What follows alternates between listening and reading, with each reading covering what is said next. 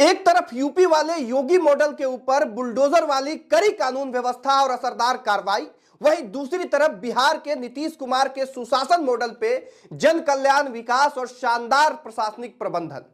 बिहार चुनाव के बाद सम्राट चौधरी एक ऐसे नेता के रूप में उभरे हैं जिनमें लोगों को योगी और नीतीश की छवि दिख रही है। देखिए, बिहार विधानसभा चुनाव के समाप्ति के बाद एनडीए के सबसे चर्चित चेहरे के रूप में देखे जा रहे हैं सम्राट चौधरी। और सम्राट चौधरी ने जैसे ही गृह विभाग को संभाला है, लोगों को सम्राट चौधरी के अंदर योगी और नीतीश कुमार की मिश्रित छवि दिखने लग गई है। अब आखिर ऐसा क्यों हो रहा है?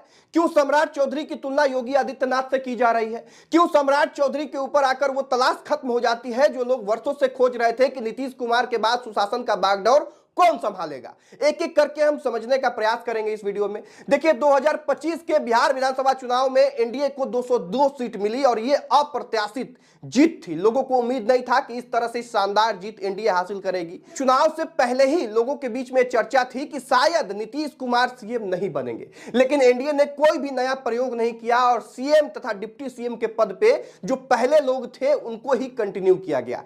एक परिवर्तन किया गया, वो ये कि सम्राट चौधरी को गृह विभाग दे दिया गया और सम्राट चौधरी ने गृह विभाग का कमान संभालने के साथ ही कुछ ऐसे फैसले किए जिससे सम्राट चौधरी की तुलना योगी आदित्यनाथ से होने लग गई। अब एक एक करके समझिए कि सम्राट चौधरी ने क्या क्या अलग किया है और आखिर क्यों सम्राट चौधरी के ऊपर लोगों को भरोसा होने लग गया और क्यों लगने लग गया कि नीतीश कुमार का जो सुशासन मॉडल था उसको सम्राट चौधरी कंटिन्यू कर सकते हैं, साथ में योगी आदित्यनाथ का जो बुलडोजर वाला छवि है उसको भी इंक्लूड करके सम्राट चौधरी शानदार तरीके से बिहार की व्यवस्था को चला सकते हैं। देखिए, सबसे पहले उन फैसलों की ओर चलते हैं जो सम्राट चौधरी ने गृह विभाग का कमान संभालने के साथ ही लिया है और इन फैसलों को जानने के बाद आपको यह आसानी से समझ में आ जाएगा कि क्यों योगी आदित्यनाथ से सम्राट चौधरी की तुलना हो रही है। देखिए, सम्राट चौधरी ने जैसे ही गृह विभाग का कमान संभाला है, सबसे पहले वो कहते हैं कि कानून व्यवस्था पर जीरो टॉलरेंस की नीति अपनाई जाएगी। किसी भी कीमत पर अपराधियों को छोड़ा नहीं जाएगा। जो अवैध कब्जा करते हैं, भू माफिया है, रंगदारी करते हैं, नेटवर्क जिनका क्राइम का बढ़ा हुआ है, उन लोगों पे सरकार की नजर है। उन लोगों पे कड़ी से कड़ी कार्रवाई करके उनको सजा दिलाई जाएगी। दूसरा, 400 माफियाओं की लिस्ट तैयार करनी है। 400 माफियाओं की लिस्ट तैयार करना यानी साफ साफ इस फैसले से नजर आता है कि किसी भी कीमत पर जो लोग कानून के खिलाफ जाते हैं उनको सरकार छोड़ने के मूड में नहीं है। सम्राट चौधरी छोड़ने के मूड में नहीं है। बुलडोजर एक्शन शुरू हो गया। जैसे ही जो है सम्राट चौधरी ने कमान संभाला है, वो साफ साफ माफियाओं के घरों को नेस्तनाबूद करने का मूड बना चुके हैं और बुलडोजर वाली कार्रवाई हमेशा से यूपी वाले योगी आदित्यनाथ का प्रचलित था।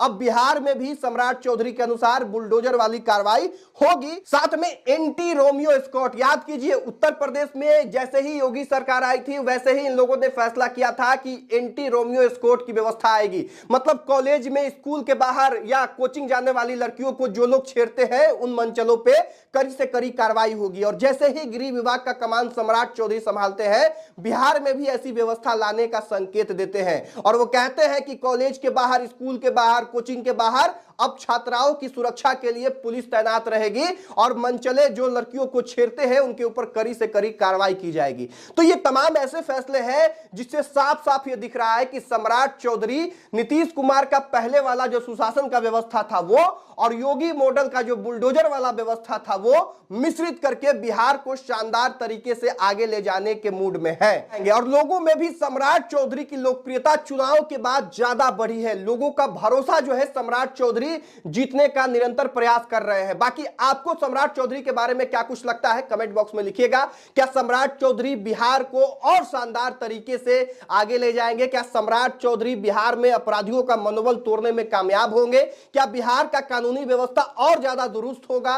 ये सब कुछ कमेंट बॉक्स में आप लोग लिखिएगा। इस वीडियो को यहीं पर समाप्त करेंगे। वीडियो को शेयर कर दीजिएगा। बहुत धन्यवाद। जय हिंद।